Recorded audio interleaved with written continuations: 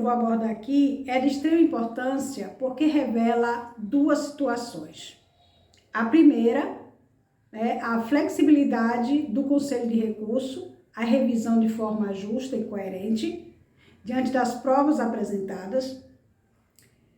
Segundo ponto, você buscar os seus direitos, não baixar a cabeça diante da negativa do INSS. E o terceiro ponto, erro do INSS, em não buscar, através de cumprimento de exigência, ou até mesmo uma investigação mais aprofundada para saber se aquela renda per capita no qual foi buscada essa divergência de informações poderia ser resolvido dentro do poder administrativo ou de fato havia os requisitos necessários para o indeferimento.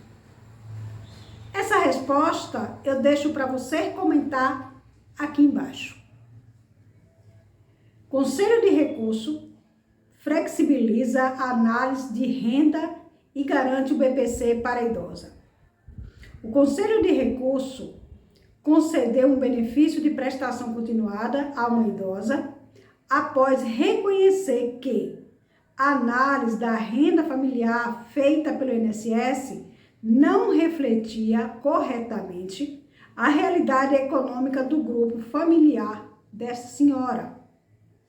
O recurso foi considerado tempestivo e, no mérito, o colegiado do Conselho de Recurso entendeu que a segurada fazia jus ao benefício por estar em situação de vulnerabilidade social comprovada. E aí? Por que houve o indeferimento? O INSS havia indeferido o benefício sobre o argumento de que a renda familiar per capita ultrapassava o limite legal de 1/4 do salário mínimo previsto pela Lei 8.742 de 93, a Lei LOAS. No entanto, ao reavaliar os dados do CadÚnico e do CNIS, o Conselho de Recurso identificou que o cálculo original não considerou corretamente a exclusão legais obrigatórias, o que distorcia o resultado da renda familiar per capita. Um dos pontos decisivos da decisão do Conselho de Recurso foi no artigo 20 do parágrafo 14, onde determina que o benefício de até um salário mínimo recebido por idosos e pessoas com deficiência não deve computar na renda familiar, isso é, outro salário. Além disso, o colegiado reforçou que outros rendimentos da natureza assistencial ou eventual também deve ser desconsiderado do cálculo conforme o decreto 6.214 de 2007. Isso é, um valor temporário. Recebeu um valor devido de um dinheiro, mas é temporário. Não é uma renda que dura a vida inteira para comprovar o aumento de fato dessa renda, certo? Com isso, a renda efetiva do grupo familiar foi reduzida para o patamar compatível do critério legal da miserabilidade. Na fundamentação do Conselho de Recurso, destacou que o limite de 1/4 do salário mínimo deve ser aplicado como critério objetivo de presunção da vulnerabilidade, mas sempre em harmonia com os princípios da constitucionalidade, com a dignidade da pessoa humana e, no mínimo, essencial. E na prática, o entendimento reafirma que o critério de renda não pode ser aplicado de forma meramente aritmética, quando houver elemento que indique situação real de hipossuficiência. Com a nova análise, o Conselho de Recurso concluiu que a segurada preenchia todos os requisitos legais para o BPC e determinou a concessão do benefício a partir da atualização do CadÚnico. O colegiado também afastou a necessidade de novos elementos probatórios no recurso, por entender que o documento já constante no processo era suficiente para análise do caso. Aonde foi que o INSS achou o aumento da renda dessa senhora?